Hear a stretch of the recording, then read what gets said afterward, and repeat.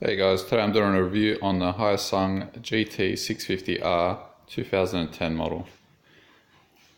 In my opinion, this is one of the best motorcycles you can get on your L's. Put on aftermarket muffler, aftermarket windscreen. Yeah, can't beat it. Have a look at that. Got any questions? Just comment below.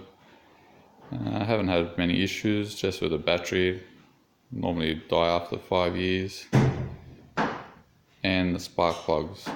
If you have any problems with it stalling on you, after it's warmed up and idling, it cuts out, you need to change your spark plugs. Other than that, pretty good. A few little rust spots, but I do live near the ocean. So, but other than that, pretty good. Alright. Thanks for watching. See you later.